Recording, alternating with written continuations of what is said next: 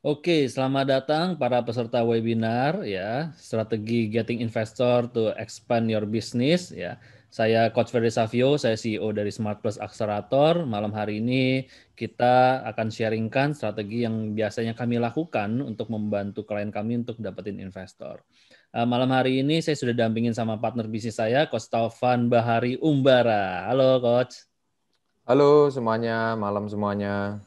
Selamat malam. Oke, malam hari ini Coach Tovan akan sharing tentang strategi bagaimana mendapatkan investor dan strategi ini berdasarkan pengalaman kami biasa mendampingi klien-klien kami di bisnis akselerator.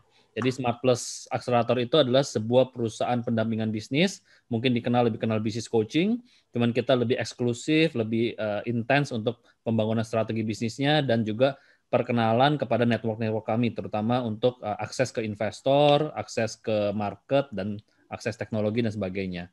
Oke, mungkin untuk mempersingkat waktu, biar Mas Taufan bisa sharekan ilmu-ilmunya, apa yang aja yang pernah kami lakukan, dan tips-tipsnya dan strateginya, silakan, Mas Taufan. Oke, terima kasih Coach Ferdi. Selamat malam teman-teman semua. Senang sekali bisa ketemu malam ini. Ya, saya dan Coach Ferdi kita ada satu perusahaan bergerak di bidang jasa konsultasi bisnis ya, namanya Smart Plus Accelerator. Perusahaan ini punya misi membantu teman-teman entrepreneur untuk melakukan akselerasi gitu. Dengan pendekatan kita ada punya pendekatan metodologi bisnis lah yang khas gitu. Nah, salah satu isu di dalam akselerasi adalah bagaimana mendapatkan investor gitu ya. Bagaimana mendapatkan investor itu salah satu isunya. Jadi dari beberapa objektif dari pendampingan ini salah satunya adalah cara-cara atau kiat-kiat untuk mendapatkan investor. Bagaimana caranya, apa saja yang harus disiapkan ya, sampai dengan nanti berapa valuasi yang disepakati untuk kemudian diinvestasikan. Ya, modul pada malam hari ini yang saya bawakan adalah tentang funding strategy ya. Funding strategy atau strategi untuk mendapatkan pendanaan ini salah satu isu yang cukup sering dihadapi oleh teman-teman entrepreneur gitu ya, baik skala kecil, menengah maupun besar gitu. Nah, banyak yang banyak yang bertanya-tanya gitu kan, bagaimana cara mendapatkan investor gitu. Terus apa saja yang harus kita pahami ketika kita mau melakukan due diligence dengan investor gitu, mau partnership segala macam gitu. Nah, berdasarkan pengalaman kami dengan beberapa klien ya yang mau membangun kerjasama dengan investor, nah ada memang beberapa hal yang harus kita perhatikan gitu ya, supaya perjalanan kita partnership dengan investor itu lebih mudah, lebih baik gitu ya, dan tentunya menguntungkan ya dari sisi kitanya sebagai pemilik bisnis gitu. Oke, perkenalkan nama saya Taufan Umbara. Kegiatan saya sehari-hari sebagai business and finance expert, mendampingi beberapa bisnis ya untuk melakukan ekspansi ya. Nah, di sini ada beberapa klien kami gitu, yang baik yang hanya untuk advisory aja, atau membuat program, atau bahkan sampai dengan ekspansi mendapatkan investor, sampai dengan membangun pabrik dan lain sebagainya. Ini beberapa klien kami.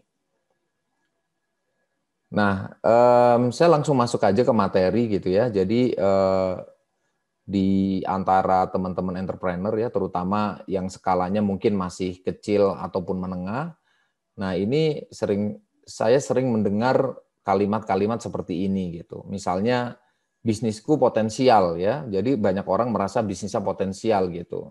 Tapi kok sulit ya dapat investor. Nah, mungkin teman-teman juga pernah mendengarkan kalimat seperti ini gitu ya. Nah, itu yang kedua nih. Ada yang mau investasi ke bisnis saya gitu. Dan dia minta bagi hasil 10 juta sebulan gitu. Nah, ini sesuatu yang lumrah atau enggak gitu, atau sesuatu yang sah atau enggak gitu kan. Nah, ini banyak juga yang belum tahu gitu. Bedanya antara investor dengan lender gitu atau pemberi pinjaman. Kalau yang namanya bagi hasil, maka konsekuensinya adalah bagi rugi tentunya gitu ya. Tapi kalau misalnya bagi hasil tapi kemudian minta pembagian hasilnya 10 juta sebulan, itu namanya bukan investasi gitu. Itu namanya pinjaman gitu. Nah, ini hal-hal yang banyak yang belum tahu. Nah, kemudian ada juga yang bilang seperti ini gitu. Saya ketemu investor nih, dia udah sepakat dengan anggaran yang saya ajukan ke dia gitu. Tapi dia minta jaminan duitnya bisa kembali dalam waktu 2 tahun gitu. Nah, ini juga sering terjadi nih di teman-teman entrepreneur gitu ya. Jadi investornya itu minta duitnya kembali dalam waktu 2 tahun. Nah, mungkin ini juga pernah teman-teman semua dapatkan ya berita-berita seperti ini gitu. Nah, ini kayak gimana gitu kan kalau kondisinya seperti ini. Nah, memang tidak bisa dipungkiri ya, yang namanya investor itu kadang-kadang juga tidak cukup confident untuk berinvestasi pada sebuah bisnis gitu. Ya, misalnya dianggapnya bisnisnya masih baru gitu ya, atau orangnya belum terlalu kompeten gitu, sehingga kadang-kadang dari sisi investornya juga agak ragu gitu loh, mau naruh duitnya di bisnis kita gitu, sehingga mereka minta jaminan lah duitnya kembali gitu. Nah, sementara kita yang tidak pernah kerja sama investasi, itu kita kadang-kadang di posisi serba salah gitu. Mau kita iyain, tapi kok rasanya aneh ya. Kok kerja sama investasi, tapi kenapa duitnya harus balik gitu. Tapi kalau seandainya tidak kita iyain, kok sayang gitu ya. Ada investor yang mau masuk, tapi kok nggak kita terima gitu. Nah, ini seperti apa kalau kondisinya seperti ini? Nah, ini ada juga solusinya gitu ya. Nanti mungkin nanti mungkin di belakang akan saya jelasin kalau kondisi seperti ini solusinya tuh apa ya. Ada istilahnya itu convertible loan gitu ya atau mezzanine gitu. Nah, ini untuk mengatasi masalah seperti ini. Nah, kemudian banyak juga teman-teman yang belum tahu apa bedanya antara investor dan lender ya, antara investor dan lender. Ya, banyak yang bilangnya itu investor tapi sebenarnya itu lender, pemberi pinjaman gitu. Nah, ini terutama di pelaku-pelaku usaha UKM ya biasanya ya. Mereka seolah-olah mendapatkan investasi, tapi sebenarnya mereka itu masuk ke dalam perjanjian pinjam-meminjam gitu loh. Perjanjian pinjam-meminjam. Nah, kenapa hal ini bisa terjadi? Sebenarnya sih saya tidak semata-mata menyalahkan investornya atau semata-mata menyalahkan UKM-nya gitu ya. Tapi kadang-kadang karena satu nih bisa jadi si pelakunya, pemilik bisnisnya, dia sendiri tidak paham gitu. Dia sendiri tidak paham sehingga ketika ada investor yang mau masuk, kemudian dia menginginkan keuntungan yang lebih gitu ya. Jadi mereka masuk ke dalam perjanjian-perjanjian yang memberatkan sebelah pihak gitu. Ya, tapi kadang di sisi lain saya juga bisa memahami kenapa investor kok melakukan ini gitu. Karena kadang-kadang bisnis yang mau dia injek gitu ya, bisnis yang mau dia masukin dananya, itu kadang-kadang bisnisnya belum betul-betul siap gitu. Artinya masih banyak kelemahan lah bisnisnya. Ya, sehingga mereka kan perlu semacam jaminan gitu bahwa investasinya itu harus bagus. Ya, karena di dunia investasi itu udah sangat lazim ya, teman-teman mungkin juga sering dengar gitu. Bahkan seorang investor yang ahli pun ya, sekelas Warren Buffett dan lain-lain ya, dia bilang katanya 1 dari 10 investasinya itu yang berhasil gitu. Ya artinya hanya 10% aja yang berhasil, tapi 10% itu bisa menghasilkan 20 kali lipat gitu ya dari total investasinya. Nah, jadi maksudnya apa? Artinya gini, dengan metode investasi yang udah profesional pun itu tingkat kegagalan investasi juga masih tinggi gitu ya. Apalagi kalau seandainya kita partnership dengan pelaku-pelaku usaha yang belum terlalu kompeten gitu ya, belum terlalu bagus gitu. Itu tingkat resikonya kan makin tinggi gitu. Nah, sehingga kalau seperti ini solusinya gimana? Ya di sini sebenarnya harus clear ya. Perjanjiannya itu apa gitu loh. Apakah perjanjiannya itu investasi atau perjanjiannya itu pinjaman gitu ya, loan. Oke. Nah, Untuk itu saya mau menjelaskan sedikit ya, yang mungkin juga ini teman-teman udah banyak yang tahu gitu, bahwa apa sih sebenarnya perbedaan antara investasi dan loan ya, antara investasi dan pinjaman gitu. Jadi pemberi investasi atau disebutnya itu investor, mereka itu mengejar yang namanya dividen dan capital gain. Itu yang mereka kejar. Gitu ya. Dividen itu apa? Dividen itu adalah laba bersih yang boleh dibagi, ya, dan itu dilakukan setiap tahun, ya, setelah laporan keuangan segala macam gitu. Nah, sementara capital gain itu adalah kenaikan dari valuasi sebuah bisnis, gitu. Nah, valuasi sebuah bisnis itu kayak gimana? Saya sih suka mengibaratkan kayak orang bikin rumah gitu ya. Hari ini saya bikin rumah atau saya beli rumah senilai 1M, 5 tahun dari sekarang bisa jadi nilainya itu jadi 2M gitu, bisa jadi gitu ya. Nah, bisnis juga sama gitu. Sebuah bisnis ini kan bisa kita valuasi gitu ya, bisa kita hitung tuh nilainya berapa gitu. Nah, setelah kita valuasi ketemulah nilai bisnis itu di tahun ini ya. Maka seharusnya 5 tahun dari sekarang nilai bisnis itu harusnya naik gitu. Nah, itulah yang disebut dengan capital gain. Kalau seandainya kita membangun sebuah bisnis dan nilainya tidak naik, menurut saya sih mendingan beli rumah gitu ya. Udah jelas nilainya naik, resikonya juga kecil gitu. Nah, itu logikanya seperti itu. Nah, investor juga sama, investor pun sangat logis gitu ya. Ketika saya berinvestasi di sebuah bisnis, apa yang saya dapatkan gitu. Kalau seandainya yang didapatkannya itu kecil, kemudian resikonya itu besar, mungkin lebih baik buat dia adalah membeli tanah gitu ya. Karena tanah itu dijemur aja harganya naik gitu ya. Nggak bisa dijual, dimasukin ke bank itu bisa dapat appraisalnya juga besar gitu. Seperti itu. Nah, sementara lender ya atau pemberi pinjaman itu yang dikejar adalah bunga atau bagi hasil dan rasa aman, itu yang dikejar. Ya, jadi mereka pengen kepastian gitu ya dalam bentuk bunga atau bagi hasil dan tentunya tidak sebesar dividen biasanya gitu ya nilainya. Dan rasa aman karena mereka butuh kepastian bahwa dana yang dipinjamkan ini kembali. Itu yang penting gitu, ya. Nah, sehingga di sini udah bisa kita nilai perbedaan yang sangat mencolok gitu ya antara investor dan lender atau pemberi pinjaman, ya. Banyak orang yang merasa dirinya itu investor tapi sebenarnya lender gitu. Ya, cuman kan nggak enak gitu ya kalau ditanyain apa profesinya Pak? Ya saya lender gitu, pemberi pinjaman. Ya orang identiknya sama rentenir kan gitu. Mereka bilangnya investor gitu. Padahal sebenarnya mungkin dia lender gitu ya, pemberi pinjaman gitu. Ya kan? Nah, seperti itu. Nah, sementara kalau sebaliknya itu jarang ya. Kalau orang udah investor murni ya dia biasanya investor. Memang mungkin dalam portofolio dia juga dia memberikan beberapa instrumen pinjaman juga gitu ya. Tapi biasanya kalau udah investor ya dia sangat paham betul dengan investor. Nah, itu dia. Ini kondisi di lapangan yang sering kami temui gitu ya. Jadi orang-orang yang sebenarnya jiwanya itu jiwa lender gitu ya. Kalau nggak mau disebut rentenir gitu. Nah, tapi dia mengatakan dirinya sebagai investor gitu ya. Sehingga pada saat dia membenamkan uangnya ke sebuah bisnis ya, kemudian dia minta duitnya harus kembali gitu. Kembali dengan bagi hasil sekian gitu ya. Nah, itu sebenarnya lender. Nah, dan problemnya adalah banyak teman-teman pengusaha di sini yang suka dalam tanda kutip terjebak gitu ya, karena dia nggak ngerti, akhirnya maksudnya dia pengennya dapat investor, malah dapatnya itu lender. Oke.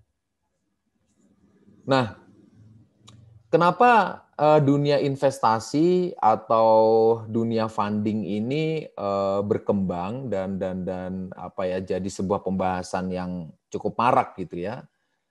Karena umumnya pada saat kita memiliki bisnis dan mau melakukan scaling up itu membutuhkan tambahan modal ya yang disebut dengan capex ya, capital expenditure dan working capital gitu.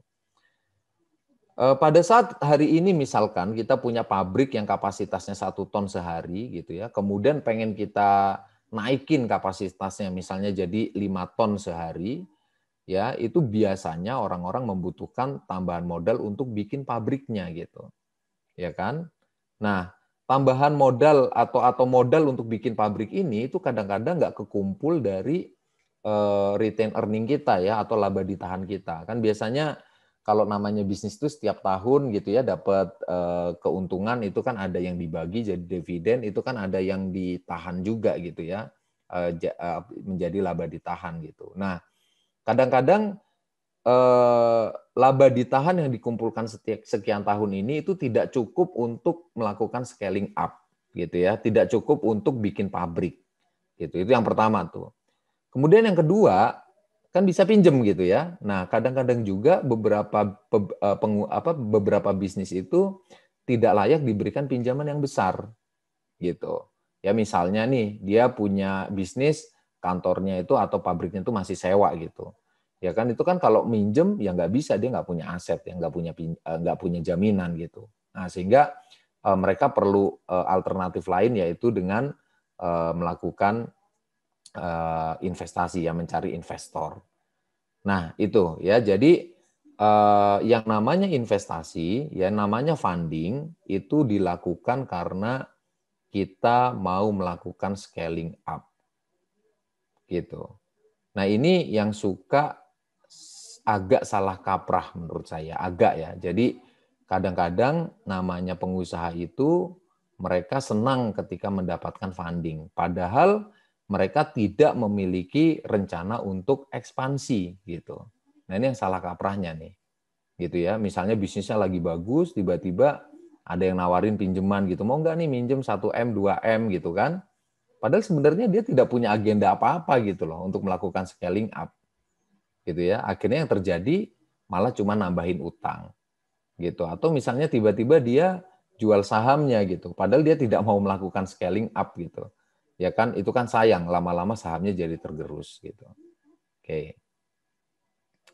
Nah, modal yang dibutuhkan atau modal yang dicari ini biasanya digunakan untuk capex ya, capital expenditure ya. Itu seperti beli tanah, bikin bangunan, beli mesin ya, bangun sistem ya. Dan working capital. Working capital itu untuk beli raw material biasanya, untuk beli raw material untuk bikin inventory produk ya. Nah, kita butuh modal dan akhirnya kita perlu melakukan funding. Oke.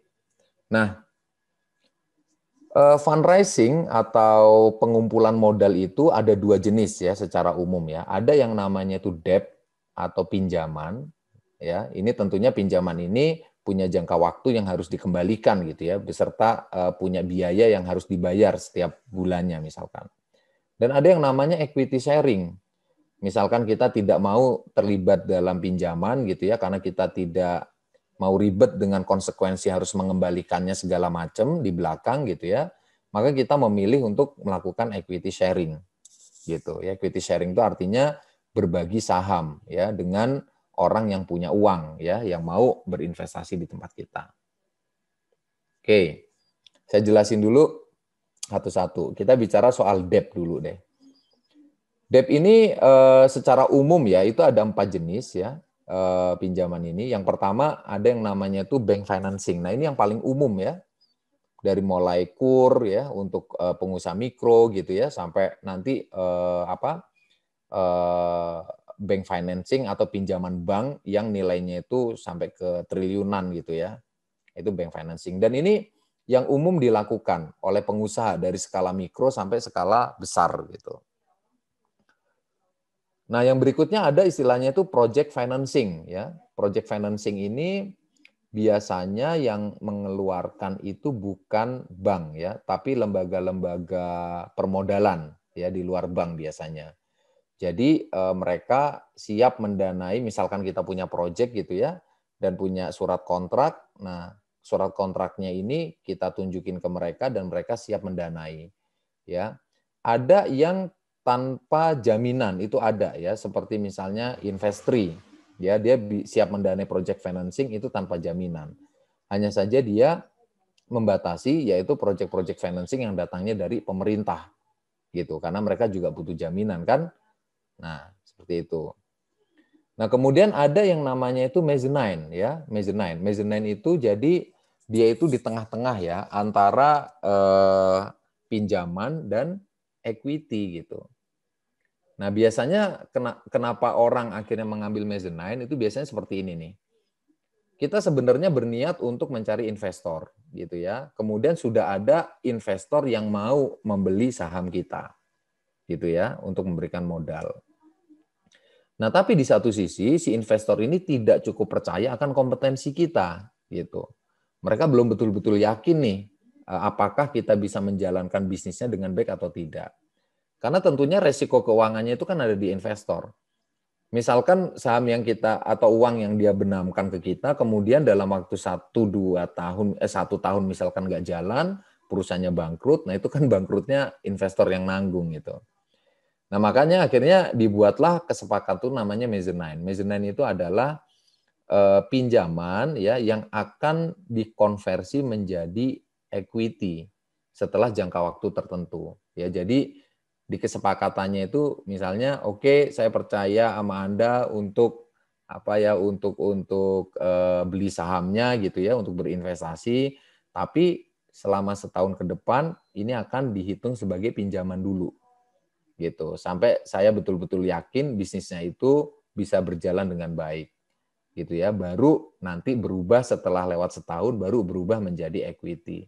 Nah itu yang disebut dengan mezzanine gitu. Nah ini mezzanine ini biasanya solusi buat teman-teman yang bisnisnya itu belum proven biasanya ya, belum proven ya.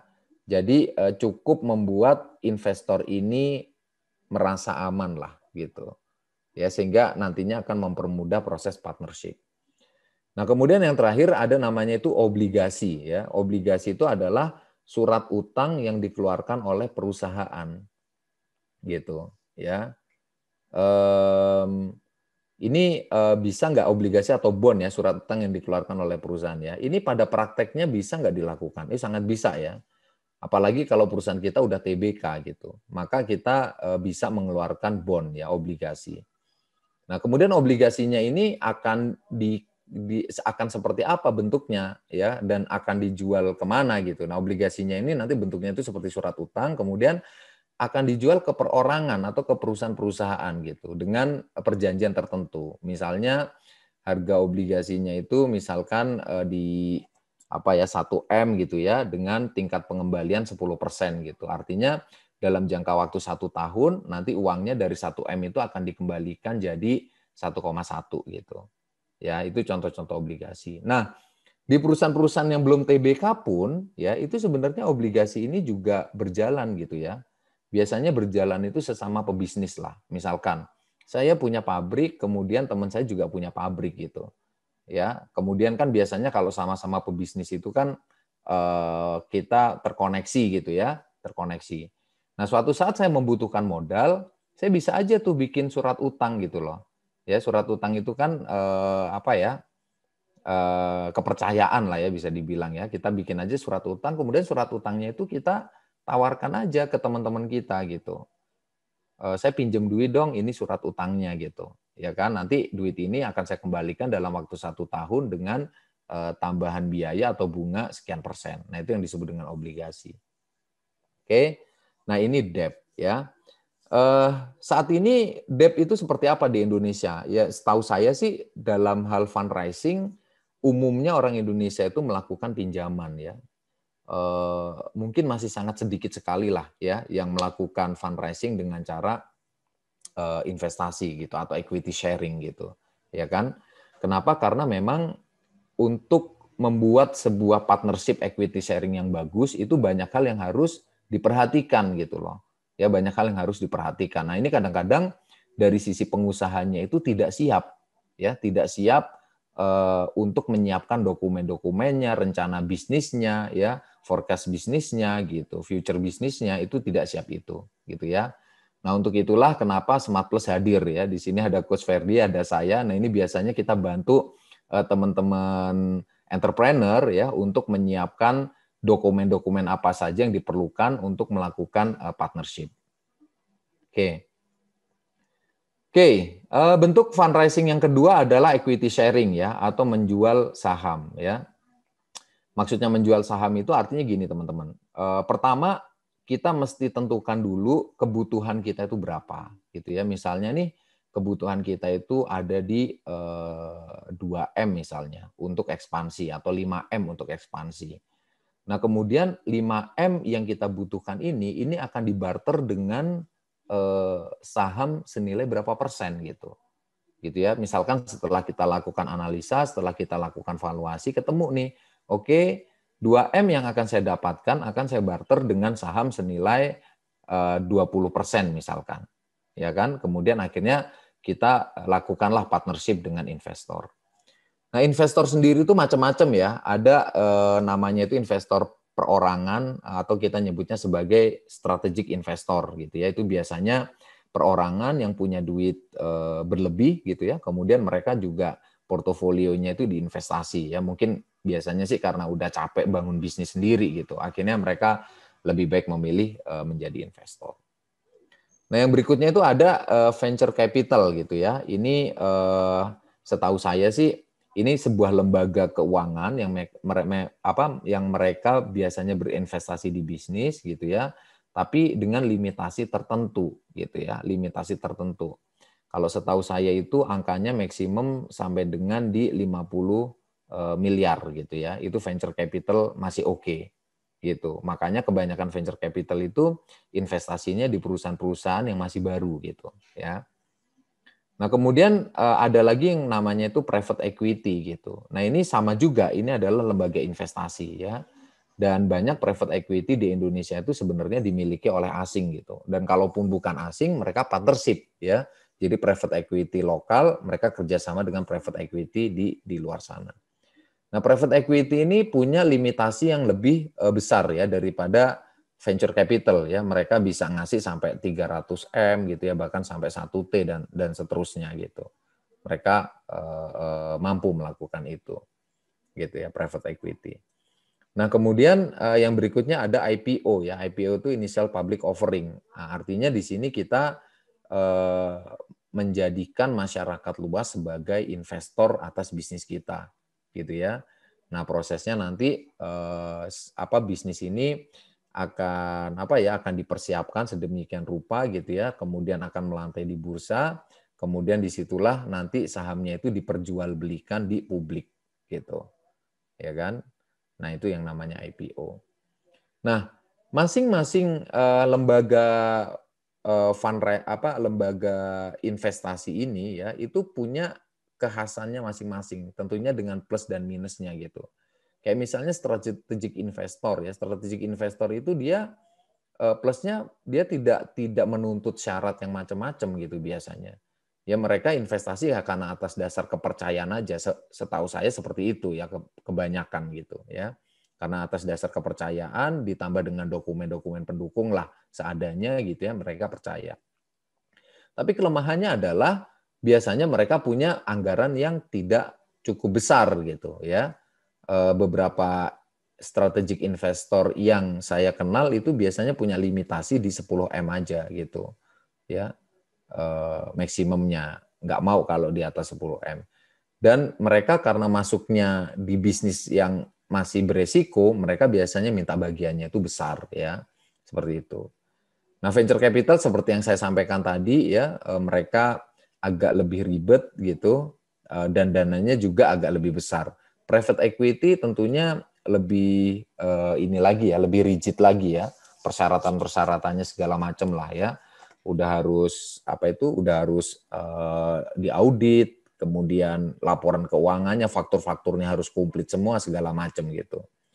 Nah, di IPO ini yang paling rumit ya, persyaratannya itu harus komplit sekali, tentunya dengan aturan-aturan yang sudah ditetapkan sama OJK segala macam gitu. Tapi di sini kelebihannya adalah kemudahan untuk mendapatkan dana dari masyarakat gitu ya. Kemudian untuk mendapatkan dana dari masyarakat. Artinya peluang mendapatkan investmentnya itu lebih besar di IPO gitu. Nah, kalau kayak gitu buat kita bagus yang mana nih? Ya tergantung dari level bisnis kita gitu ya. Kalau levelnya masih baru-baru, ya mungkin mending strategic investor aja. Tapi kalau bisnis kita memang udah mateng, udah besar, ya kenapa enggak untuk IPO gitu. Ya, oke. Nah, yang berikutnya adalah saya mau bahas tentang bisnis seperti apa sih yang diminatin sama investor gitu. Ya, karena seperti pertanyaan di awal tadi kan, banyak yang merasa mereka punya bisnis yang bagus ya, tapi mendapatkan investor itu sulit gitu. Ya, jadi di sini kita mau bahas kira-kira apa aja sih poin-poin yang akan dinilai oleh investor gitu ya, kemudian mereka tertarik untuk berinvestasi di bisnis kita.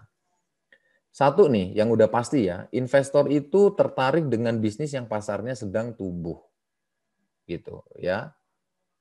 Artinya bisnis-bisnis yang 3-5 tahun ke depan itu akan booming, gitu ya, itu investor suka sekali, gitu ya. Contoh misalkan apa aja yang akan booming ya, misalnya kalau di luar negeri itu Tesla misalkan ya, itu kan valuasinya itu saat ini kan udah naik beratus-ratus kali lipat gitu ya, bahkan mengalahkan Toyota gitu, ya kan?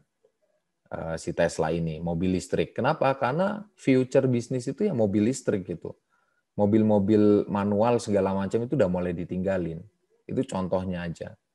Ya, atau kalau misalkan saat ini nih yang paling konkret di Indonesia apa pasar yang sedang tumbuh? Misalkan personal care gitu, ya, atau health care gitu, ya, produk-produk yang terkait sama kesehatan. Ya, dengan isu COVID yang udah berjalan sekian bulan ini, nah produk-produk terkait sama kesehatan itu dia akan tumbuh gitu. Ya, saat ini aja udah kerasa gitu pertumbuhannya dan ke depan akan tumbuh.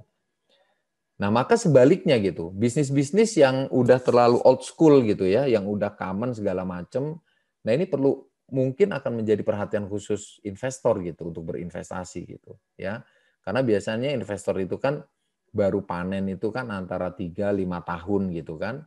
Ya kalau ternyata 3-5 tahun ke depan bisnisnya ternyata anjlok ya kan, dia rugi gitu.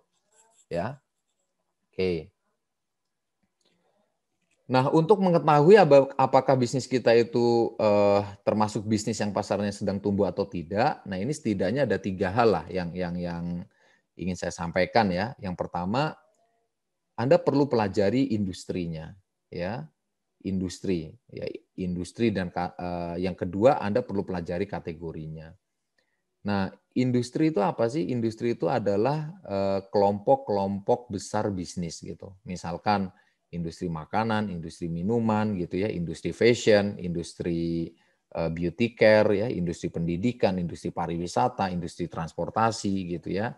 Itu adalah kelompok-kelompok besar dalam sebuah bisnis. Nah, perhatikan industrinya. Apakah industri yang Anda mau masukin itu, yang mau Anda investasi itu industri yang sedang tumbuh atau tidak gitu. Ambil contoh misalkan industri oil and gas ya saat ini. Banyak yang bilang industri oil and gas itu adalah industri yang sedang turun ya, sedang sunset ya. Kenapa? Banyak faktor. Yang pertama, setelah Amerika menemukan yang namanya well oil ya atau well gas ya. Saya agak lupa tuh. Jadi intinya adalah Amerika menemukan sumber-sumber minyak bumi baru gitu yang harganya jauh lebih murah. Makanya kalau kita lihat sekarang harga minyak bumi itu udah di bawah 50 US ya per barelnya ya. Padahal dulu harganya sempat di atas 100 US per barel gitu. Nah, yang kedua, yang jadi alasan kenapa si oil and gas ini turun, ke depannya tren kendaraan dia akan menggunakan listrik. Gitu. Ini juga yang menyebabkan industri ini tuh jadi turun.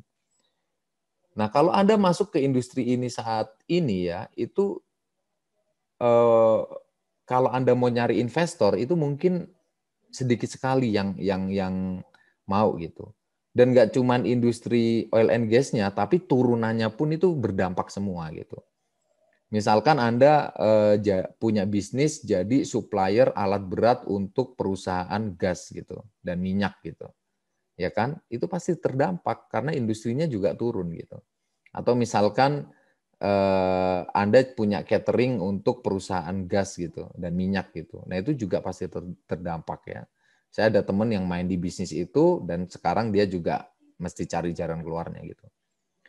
Yang kedua yang perlu diperhatikan adalah kategorinya gitu ya. Jadi kategori itu apa? Kategori itu adalah bagian kecil dari sebuah industri gitu ya. Jadi kalau misalnya kita bicara industri fashion, nah di situ ada kategori fashion muslim, ada kategori distro gitu ya.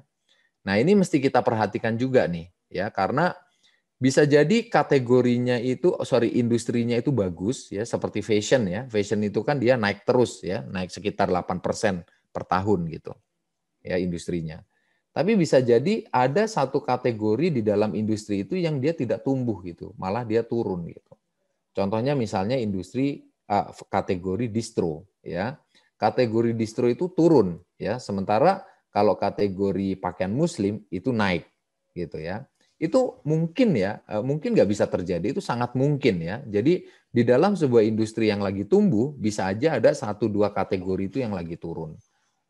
Gitu. Nah, investor itu sangat jeli dengan hal-hal seperti ini ya, karena yang namanya berita-berita ekonomi makro, perubahan teknologi, kemudian perubahan perilaku konsumen ya, itu adalah materi-materi yang sering dipelajari sama investor gitu ya, untuk melihat tren bisnis ke depannya itu seperti apa. Karena kan yang dibeli sama investor itu kan future ya. Dia investasi sekarang untuk panen 2-3 tahun lagi. Nah, yang berikutnya yang perlu Anda perhatikan adalah market size. Market size-nya itu besar atau kecil. Market size itu apa? Market size itu adalah perputaran uang di dalam sebuah industri gitu. Ambil contoh misalkan ya, market size-nya bisnis umroh misalnya. Market size-nya bisnis umroh. Setiap tahun orang yang umroh di Indonesia itu ada sekitar 1 juta orang per tahun gitu ya, 1 juta orang. Kalau setiap orang menghabiskan sekitar 20 juta gitu ya, maka perputaran uang di bisnis umroh itu sekitar 20 triliun. Ya, itu kita pakai hitung-hitungan konservatif gitu ya. Kalau satu orang menghabiskan 20 juta, maka dikali 1 juta orang itu totalnya 20 triliun gitu. Ya. Nah, itulah market size di bisnis umroh. Nah, di setiap industri yang kita mau masuki gitu ya, itu pasti ada data-data tentang market size-nya gitu. Saya pernah menghitung misalkan market size-nya bisnis daging sapi di Indonesia gitu ya. Itu market size-nya 60 triliun. Ya, bisnis daging sapi di Indonesia. Nah, yang paling dahsyat kemarin saya sempat bikin observasi kecil-kecilan gitu ya.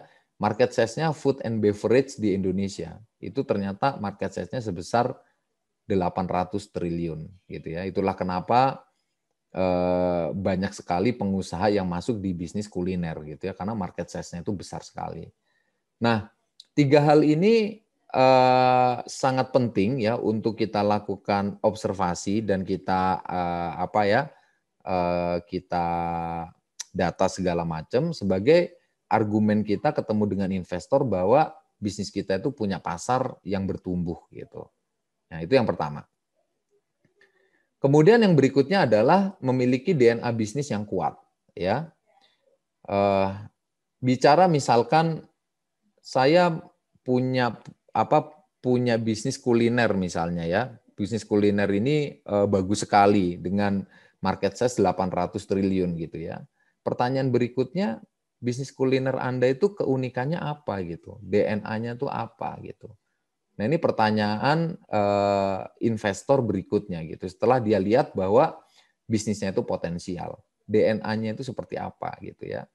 Bicara misalnya ayam crispy yang kayak gimana gitu. Karena kalau kita ngomong ayam crispy secara umum, orang udah terlanjur kuat image-nya dengan KFC gitu. Maka ayam crispy yang seperti apa? Oh, ayam crispy yang pedes ya. Itu udah kuat sekali brand awareness-nya dengan bensu misalkan, geprek bensu. Maka ayam crispy yang kayak gimana? Ayam crispy pinggir jalan gitu ya. Sudah ada Sabana Chicken ya, ayam crispy pinggir jalan yang rasanya enak juga gitu. Nah, jadi DNA-nya itu apa nih yang mau kita bangun gitu, yang unik membedakan kita dengan bisnis yang lain gitu ya. Ya contohnya misalkan seperti motor gitu ya. motor itu ada banyak sekali merek gitu. Tapi begitu kita bicara Harley Davidson, dia punya DNA yang sangat kuat gitu ya, yang membedakan dia sama Honda, sama Yamaha, sama Suzuki dan lain sebagainya. Nah, ini gambaran sederhana tentang DNA bisnis. Nah, untuk membuat DNA yang kuat ya, setidaknya ada 3 hal lah yang perlu teman-teman perhatikan ya. Yang pertama adalah dari sisi target marketnya. Target marketnya itu siapa sih? Misalnya kita mau bikin ayam crispy ya, ayam crispy-nya ini buat siapa gitu? Buat kelas menengah atas, buat kelas menengah bawah gitu ya, buat anak-anak atau buat orang tua gitu ya, buat mahasiswa atau buat orang kerja. Ya itu pemetaan target market ya. Sebenarnya ada yang lebih komplitnya lah tentang kita bicara target market. Nah, di sini saya hanya sharing sekilas-sekilas saja. Nah, yang berikutnya adalah soal produknya gitu ya. Produknya ini seperti apa ya? Misalnya tadi ya ayam crispy gitu ya. Ayam crispy yang kayak gimana gitu? Ayam crispy yang rasanya pedes banget, ayam crispy yang dicampur dengan sambal sambal tradisional atau ayam crispy yang kayak gimana gitu. Yang berikutnya ada nomor 3 itu soal USP. USP itu adalah unique selling proposition ya. Sesuatu yang membuat kita berbeda dibandingin produk sejenis yang sama gitu. Ya misalkan ayam crispy, tapi ayam crispy kita ini sehat misalnya ya. Itu bisa jadi USP gitu. Atau ayam crispy saya ini harganya lebih terjangkau dibandingin ayam crispy yang lain. Itu bisa jadi USP juga.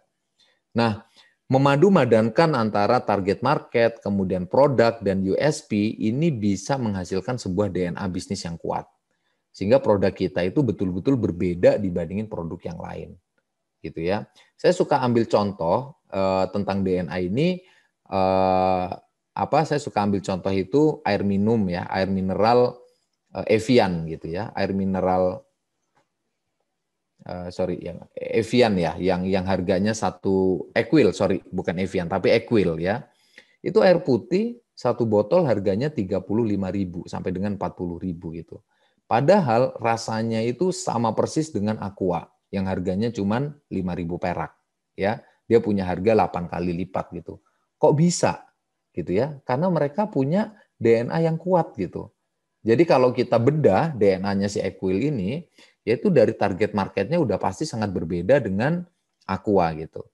Kemudian dari sisi produknya ya mungkin juga ada perbedaan-perbedaan tertentu lah dengan produk Aqua. Sekaligus dia punya USP yang kuat. Ya sehingga dengan produk yang sama air putih ya untuk menghilangkan haus, dia bisa punya harga yang 8 kali lipat lebih mahal. Nah, ini contoh DNA. Nah, jadi sekali lagi Anda mungkin punya produk yang sama dengan orang lain gitu ya. Tapi apa DNA yang membedakan Anda dengan DNA orang lain? Nah, ini investor sangat menyukai produk-produk yang DNA-nya itu kuat. Oke. Yang berikutnya adalah bisnis modelnya menarik ya. Jadi bisnis model itu apa sih? Ya, kalau buat saya bisnis model itu sebenarnya simple ya. Bagaimana produk Anda menghasilkan profit. Itu yang disebut dengan bisnis model. Gitu ya. Nah, kalau lebih sederhananya lagi seperti ini misalkan. Apakah bisnis Anda itu mudah untuk menghasilkan sales? Ya, karena ada produk-produk yang gampang menghasilkan sales, ada produk-produk yang sulit menghasilkan sales. Ya, tergantung situasinya juga, gitu ya. Itu yang pertama. Yang berikutnya adalah apakah produk Anda itu memiliki komposisi keuntungan yang cukup besar, gitu ya. Karena ada beberapa produk yang gampang dijual tapi keuntungannya itu tipis gitu. Ya, saya pernah waktu itu diskusi dengan teman yang punya bisnis nugget ya, ayam nugget ya. Itu jualannya relatif tidak sulit gitu ya. Mendapatkan penjualan 20 juta sehari itu nggak susah. Tapi ternyata EBITDA-nya atau laba kotornya sebelum pajaknya itu hanya sekitar berapa? 7%-an gitu. Jadi omset 600 juta sebulan itu paling keuntungannya hanya sekitar 40 jutaan gitu. ya. EBITDA-nya itu hanya sekitar 7%-an. Nah, ini bukan jenis bisnis model yang menarik kalau di mata investor. Nah, kalau investor itu kan maunya gini nih, berinvestasi di produk yang mudah dijual, ya. Mudah dijual itu artinya mudah untuk menghasilkan omset gitu ya. Yang kedua, di produk-produk yang keuntungannya itu tebal gitu. Nah, keuntungan tebal itu apa maksudnya? Ya, ini produk-produk yang EBITDA-nya itu di atas 25% gitu. Ya, contoh misalkan bisnis kosmetik misalnya. Ya, kebetulan saya lagi handle beberapa kosmetik. Nah, itu EBITDA-nya tebal tuh. Ya. Dia punya COGS, biaya produksi itu hanya sekitar 30%. Kemudian kita buang untuk OPEX ya, termasuk marketing dan promotion itu ada sekitar 40%. Jadi kita masih bisa punya keuntungan kotor itu sekitar 30%. Nah, bisnis ya punya EBITDA di atas 25% itu termasuk kategori bagus ya. Karena di luar sana ya, di luar negeri maksudnya, saya beberapa kali ngobrol dengan PI dari luar, mereka mendapatkan bisnis-bisnis yang EBITDA-nya di atas 20% itu sulit kalau di luar. Ya kenapa? Karena bisa jadi di luar itu biaya operasionalnya besar ya. Mereka ada aturan bayar gaji karyawan harus sekian, pajak apa segala macam harus sekian. Jadi ngejar EBITDA di atas 20% itu sulit. Mereka rata-rata EBITDA itu di bawah 20%, 15-17% gitu. Oke. Nah, apa saja yang perlu diperhatikan untuk menilai bisnis kita itu bisnis modelnya itu menarik gitu ya. Yang pertama EBITDA ya. EBITDA seperti saya sebut tadi, EBITDA itu adalah earn before interest, tax, depreciation, and amortisasi. Atau laba sebelum dipotong pajak, depresiasi, dan lain-lain. Ya, laba kotor lah ya. Jadi sales, penjualan, dikurangin dengan biaya produksi atau COGS, dikurangin dengan biaya operasional. Ya, di biaya operasional itu ada biaya gaji, biaya sewa, biaya promosi, biaya marketing, distribusi, dan lain-lain. Nah, itu menghasilkan EBITDA. Nah, coba dicek lagi bisnis Anda ya, kalau mau ketemu sama investor, berapa dapat EBITDA-nya gitu, rata-rata. Ya, kalau EBITDA-nya di atas 25%, itu menarik tuh. Ya kan, bisnisnya menarik. Nah, yang berikutnya adalah tentunya akan dilihat itu capex dan working capital gitu. Ya kan, berapa besar capex yang dibutuhkan untuk ekspansi. Misalkan gini, kita propose ke investor ya, saya mau ekspansi 5 kali lipat nih daripada kapasitas yang ada sekarang gitu. Berapa besar kebutuhannya gitu? Apakah 100 M atau 200 M? Nah, ini juga jadi pertimbangan investor gitu. Ya, saya paham banget itu. Ya, jadi ibaratnya gini, misalkan masuk ke investor itu proposal yang dari beberapa proposal gitu ya. Yang satu misalkan menawarkan dia di dalam proposalnya dia menawarkan saya bisa punya sales 10 M dengan EBITDA 2,5 M gitu ya. Kemudian yang kedua juga sama produknya produk B bisa menghasilkan sales 10 M dengan EBITDA 25% gitu. Yang C juga sama bisa menghasilkan 10 M dengan EBITDA 25%. Nah, kemudian investor akan melihat dari 3 jenis ini mana yang kebutuhan capex dan working capital-nya itu paling kecil gitu. Ya kan dia akan lihat tuh, oh yang pertama dia ini gede karena dia mau bikin pabrik. Ya, menarik sih, tapi bikin pabrik ini bikin working capital atau capex-nya itu gede. Begitu ngelihat yang kedua gitu ya, oh ini menarik nih. Dia potensi bisnisnya besar dan dia tidak perlu bikin pabrik ya karena dia udah punya partner maklon gitu. Ya. Nah, sehingga kebutuhan capex-nya itu bisa jadi nol gitu. Ya, karena semua barangnya itu di-vendorkan, dimaklonkan. Ya, jadi kebutuhannya hanya working capital aja. Nah, tentunya kalau melihat dua pilihan seperti ini, investor milih yang kedua gitu. Ya kan? Potensi omsetnya besar, keuntungannya tebal, tapi juga tidak membutuhkan investasi yang besar untuk masuk ke situ. Nah, yang berikutnya yang akan mereka lihat adalah payback period. Ya kan? Ini misalkan sama-sama nih bisnis ya, sama-sama bisnis yang apa potensial gitu ya. Kemudian kebutuhan investasinya juga sama-sama besar gitu. Nah, berikutnya yang akan dia lihat adalah payback periodnya mana yang paling cepat gitu. Ya, mana yang paling cepat. Ya. Kalau saya biasanya kalau saya memberikan saran gitu ya ke investor itu payback period itu adalah maksimal 30% atau sepertiga lah ya, 33% dari total masa bisnis. Gitu. Jadi contoh misalkan gini, ini ada peluang bisnis fashion gitu ya. Kemudian kita tahu nih, oh bisnis fashion ini di Indonesia kurang lebih umurnya 10 tahun lah untuk produk A gitu ya. Artinya begitu setelah 10 tahun dia akan lewat gitu. Nah, maka kalau misalnya berinvestasi, biasanya saya sampaikan maksimal dalam waktu 3,3 tahun atau sepertiga dari atau 33% dari umur bisnis itu dia udah harus kembali gitu. Baru itu menarik. Karena sisanya itu udah tinggal untungnya gitu. Ya jangan sampai kayak gini. Kita menawarkan bisnis ya payback periodnya itu 8 tahun, padahal di tahun ke-10 bisnisnya mungkin udah sunset gitu loh. Udah gak diminati nama orang gitu. Nah itu buat investor udah pasti nggak menarik yang kayak gitu. Oke. Oke, ini yang keempat ya, apa yang dilihat oleh investor, dia pastinya akan melihat kompetensi kita dalam mengoperasikan sebuah bisnis. Gitu ya, mengoperasikan sebuah bisnis. Investor tuh sangat suka dengan expert yang berbisnis ya daripada tukang dagang yang berbisnis. Nah, bedanya apa nih? Kalau tukang dagang itu kan apapun bisa dibisnisin gitu ya.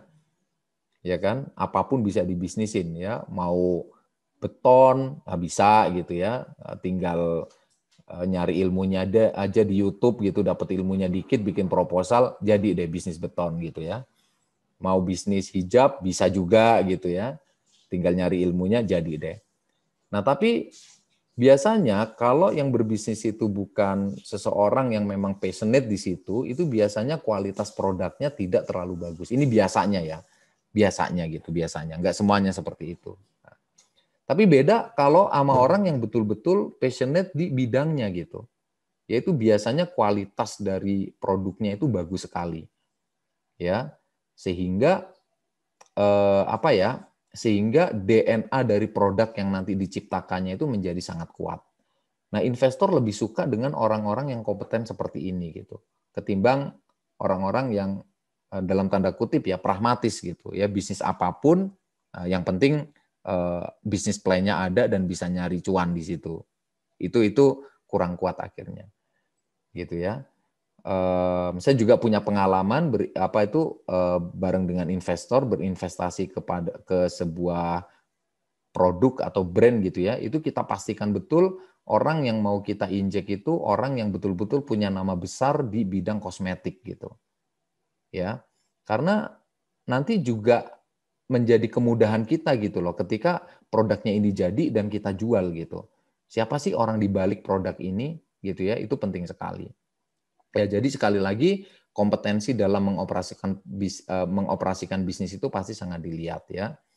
Makanya biasanya sebelum berinvestasi si investor mulai tanya-tanya gitu ya, pemahaman kita tentang production, supply chain gitu ya, produk yang bagus seperti apa, dari mana bahan bakunya, bagaimana prosesnya, kemudian dia tentunya nanya juga strategi marketing dan sales-nya gitu.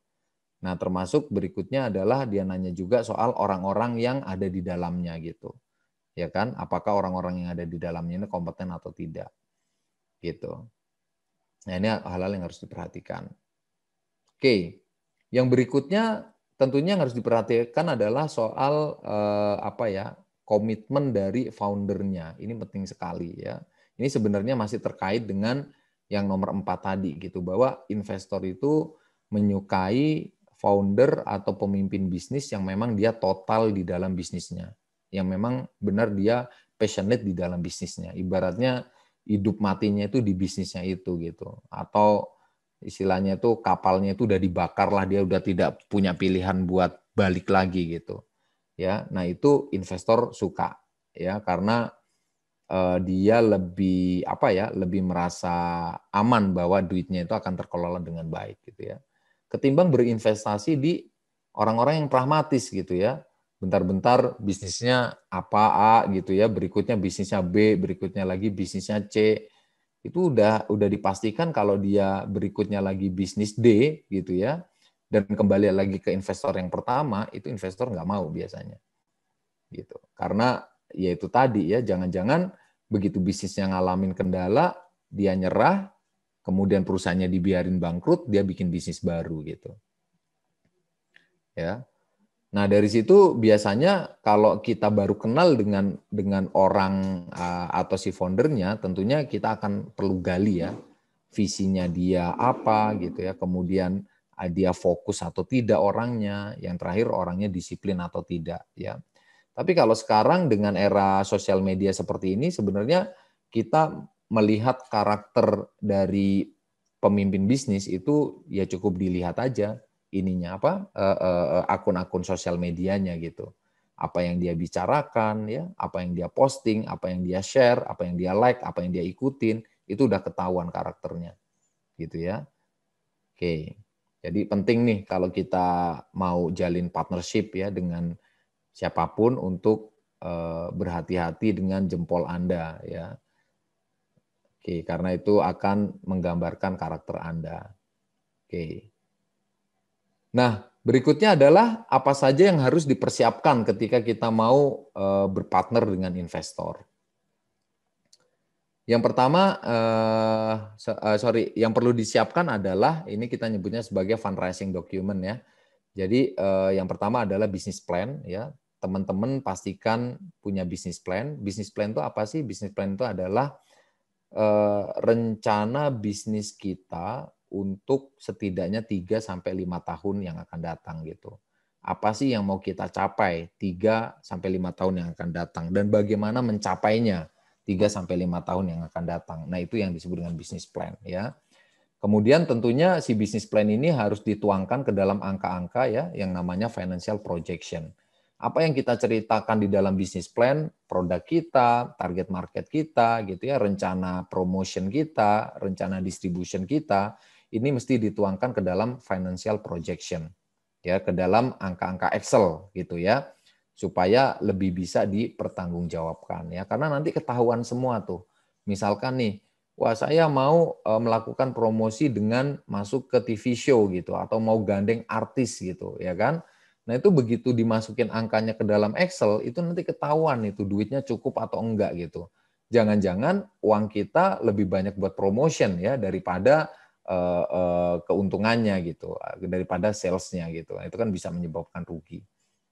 Nah, yang berikutnya yang perlu disiapkan adalah legal document ya. Jadi misalkan akte PT, kemudian SIUP, NPWP ya, bukti bayar pajak ya, kemudian haki merek itu penting sekali ya. Haki merek itu penting sekali. Dan itu harusnya dari awal kita bangun bisnis itu udah harus dibikin gitu ya. Jangan sampai kita mau nyari investor ternyata merek kita itu udah ada yang punya gitu. Ya, itu bisa repot gitu. Nah, legalitas perlu disiapin.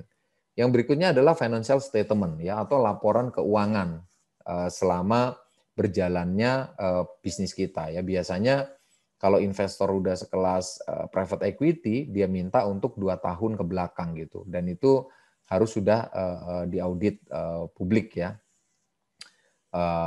Diaudit oleh kantor akuntan publik gitu, KAP namanya, audit KAP. Ya, tapi kalau investor-investor perorangan ya strategic partner itu biasanya cukup laporan keuangan yang kita bikin sendiri gitu seperti itu. Nah yang nomor 5 adalah SOP ya. Investor ini salah satu cara dia menilai kita kompeten dalam menjalankan bisnis adalah dia meminta SOP biasanya gitu. Ada nggak SOP bisnisnya gitu, baik pada di ranah operation sampai dengan ke ranah marketing dan lain-lain. Nah ini menunjukkan bisnis kita tuh kompeten atau enggak gitu. Maka ini juga bisa jadi dokumen yang mendukung rencana partnership kita dengan investor ya. Nah ini pengalaman kami ya, pengalaman saya ada 5 dokumen yang harus kita siapkan kalau kita mau partnership ya, business plan, financial projection, legal, financial statement dan SOP gitu. Nah, yang terakhir adalah investment proses ya. Jadi apa yang biasanya kita lewati sampai terjadi partnership dengan investor gitu ya.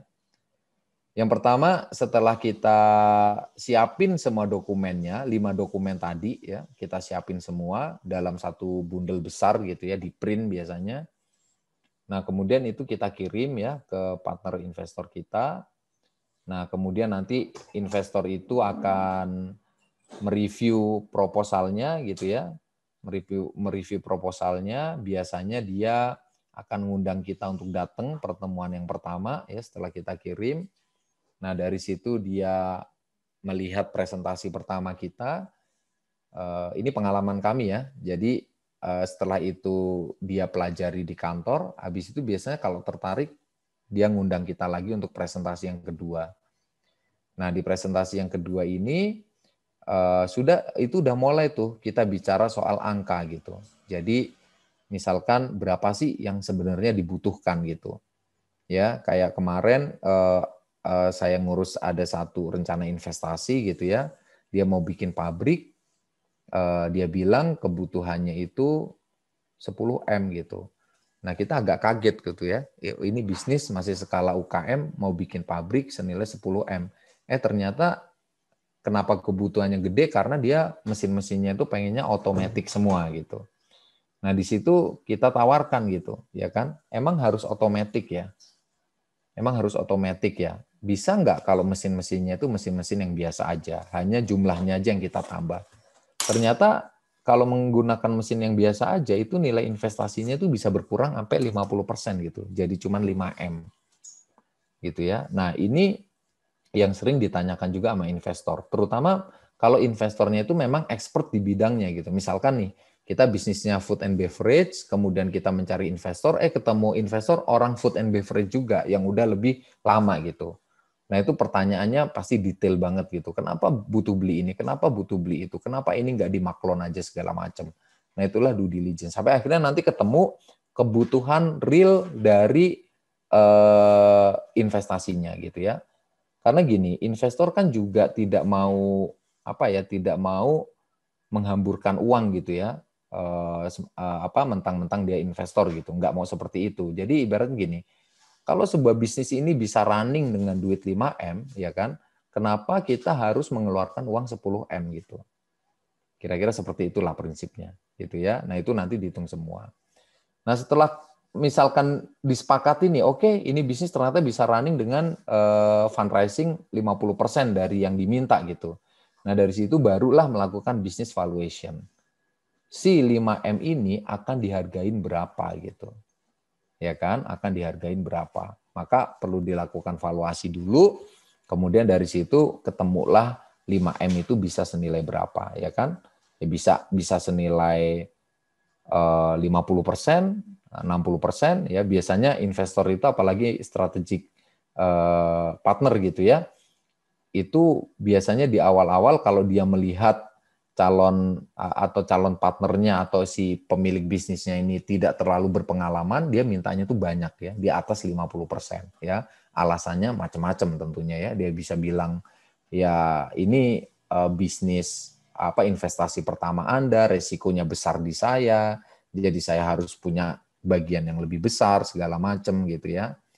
Nah, tapi kalau kami pengalaman mendampingi pemilik usaha, pasti kita akan lakukan bargaining gitu ya. Kita akan lakukan bargaining. Nah, sehingga kita bisa memiliki valuasi yang besar gitu ya. Pengalaman saya yang cukup besar itu ada satu bisnis yang asetnya itu hanya sekitar 13M ya, tapi kemudian divaluasi 165M gitu. Sehingga ketika dia mendapatkan investasi senilai sekitar 40M, dia hanya membagikan sekitar 30% aja. Dia 50M itu hanya membagikan sekitar 30% sahamnya aja gitu. Nah, setelah ketemu bisnis valuation-nya ya, nah, di business valuation ini yang menarik gini ya teman-teman ya, kalau kita tidak punya data-data yang komplit tadi ya, kita tidak bisa menyajikan satu bisnis plan yang menarik, yang bagus, itu bisa menyebabkan valuasi bisnis kita tuh rendah gitu. Makanya saya selalu sampaikan ke teman-teman yang mau melakukan partnership, udah deh, mending kalian meluangkan waktu ya sekitar 2-3 bulan untuk didampingi dulu gitu. Untuk betul-betul dibenahin bisnis plan-nya sama financial forecast-nya gitu. Nah, karena begitu nanti ketemu sama investor, peluang untuk mendapatkan valuasi yang besar itu tinggi gitu. Ya, tapi kalau kita tanpa persiapan, ya kita banyak titik lemahnya, itu bisa diserang sama investor, titik-titik lemah itu yang menyebabkan valuasi bisnis kita itu kecil, gitu ya. Nah, setelah melakukan business valuation, barulah di situ melakukan investment negotiation, seperti misalkan kapan mulai pencairan dananya, gitu ya. Kemudian apakah nanti si investor ini akan naruh direktur keuangan di perusahaan kita, gitu ya. Kemudian kantornya itu di mana, atau misalnya si uangnya ini akan ditransfer kemana gitu, apakah tetap menggunakan rekeningnya investor atau langsung dimasukin ke rekeningnya si pemilik usaha dan lain sebagainya. Nah, itulah yang disebut dengan investment negotiation, ya.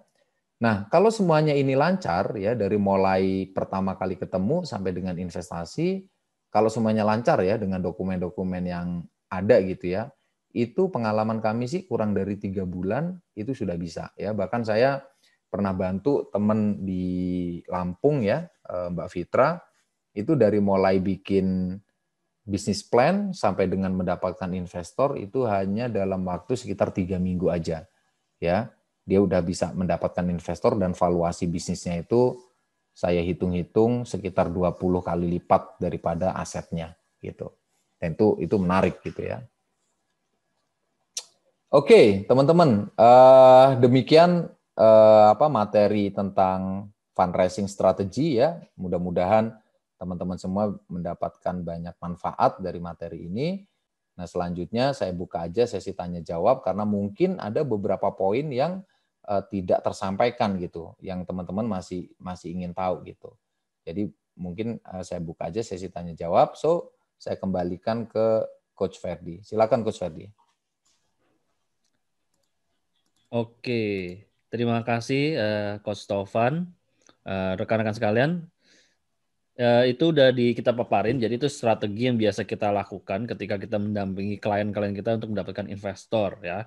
Jadi kalau teman-teman pengen didampingi untuk mendapatkan investor atau teman-teman punya partner, pengen bekerja sama dengan partner dan pengen didampingin supaya negosiasi dan valuasi bisnisnya menjadi lebih baik, ya silahkan kontak kami tim Smart Plus. Saya akan akhiri sesi malam hari ini. Saya ucapin terima kasih banyak buat teman-teman semua yang sudah hadir malam hari ini. Mudah-mudahan webinarnya bermanfaat ya untuk semua. Saya dari Smart Plus Accelerator ucapin terima kasih banyak. Kita ketemu lagi di webinar berikutnya.